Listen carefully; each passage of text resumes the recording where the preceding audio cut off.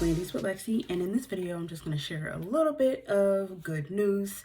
I know when I first lost my wallet, as I mentioned in my last video, I cried like a 2-year-old because I just assumed that the opportunity was like lost. I was worried. I was like panic eating icing out the tub. I probably was going to do that anyway, but still I was like emotionally eating because I was like, okay, I worked really hard for this. This was something I didn't fall into. This opportunity is 4 years in the making. So it's not something I just woke up one day, applied for, and got it. So I was really, really worried. But the lady had called me. She was like, we're not going to take your CJO or anything. We'll just reschedule you for a later class. And of course, just make sure you get all your information back. I ended up getting my driver's license like 2 weeks or so later. Got my social security card, and I applied for a new passport. So I have all of that on its way. Like I have the, I have my social and my driver's license. I'm just waiting on my passport. And of course, because of the luck that I have, my older sister messaged me, and all she sends is a picture of her holding my wallet. And I'm like, now where in the hell did you find that? And for whatever reason, it was at the bridal store. I don't ever remember even walking into the bridal store with my wallet. I won't lie though. I went to that bridal store after I had gotten off from work. I worked overnights. I went there at like 10 something in the morning, 10 or 10:30. And I was halfway out of my mind because I was tired, and I honestly just didn't want to be there. So apparently it was in their safe, locked away, nice and safe. And this is all, of course, coming after I have kind of solidified everything else. I've gotten all my cards back, got my passport, which is, for whatever reason, $20 more than the first time I purchased one. So it went from $251 to $271. And I'm like, what the hell did I just... Whatever. I needed it. So yeah. So, good news is I'm rescheduled for a class on the 28th of this month. So it gives me a little bit of time to, kind of work, get some more money. But it's like my wallet was never necessarily lost, and I could have started on the 14th, and I could have been back in town for my dad's wedding and a good friend that I used to work with, her wedding. But you know what? As I've been told, things happen for a reason. We're not privy to the reason why things happen and why, shit just seems to hit the fan.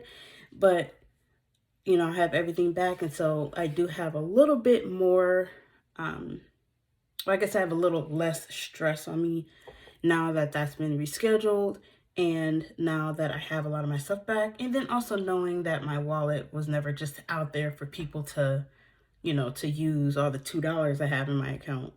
I mean, no one was going to get very far. Trust me. If someone like took my wallet, they'd have one card, and there's a 50% chance that bad boy is going to decline. So, joke is on them. But yeah, that's just a little bit of my good news. I'm really excited. It's been like a very stressful 3 or so-ish weeks. Yeah, since the 14th or since the 13th of February when I lost it. Ever since then, I've just been kind of worried, kind of stressed, kind of really figuring out how I'm going to do this, because I moved my training back and I had everything kind of planned out exactly how I wanted it. And then now I kind of have to go back and plan again and figure out how to make this work for me, as I did before. But good thing is, it's not the end of the world. I have, at least I still have the opportunity. So that's something to be happy about. But yeah, that is essentially the only bit of news I have as of right now. I'm hoping, of course, after I get, a couple paychecks under my belt, I'm hoping to buy some new luggage, because the one luggage that my dad gave me, the little strap, is coming off. So it's just metal on top and it's painful. And then the other one he gave me looks like an old-timey, like Sherlock Holmes looking suitcase that has wheels that are like this big. And that's just not, it's not gonna work, because when you have to pack for 6 weeks, you know, you're gonna have to pack a decent amount in that suitcase you have to carry. So when I used it the first time when I went to Dallas, I was like, I'm not doing this.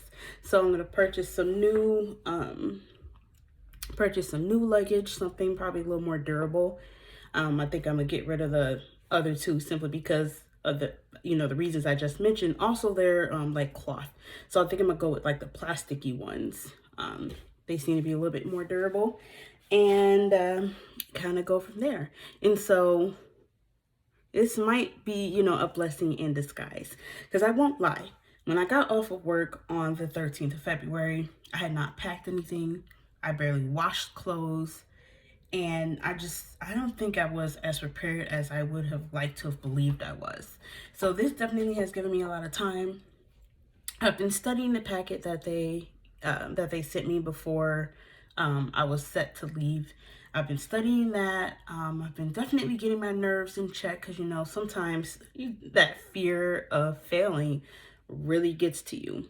And so this time around, I'm really not going to allow myself to psych myself out, you know, because this is all a learning experience. And of course, the more confidence I think a person has, the easier this will be. So I'm definitely working on my confidence in the meantime as well.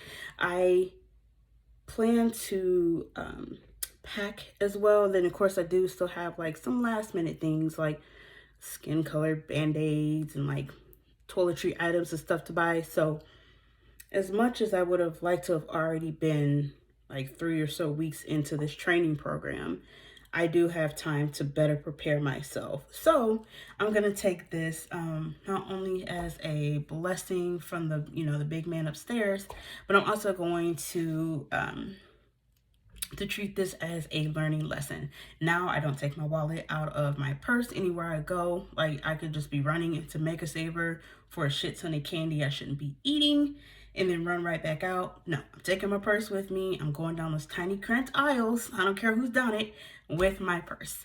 And I'm definitely much more careful, because not only was this just time consuming, it was costly as well. So lesson learned.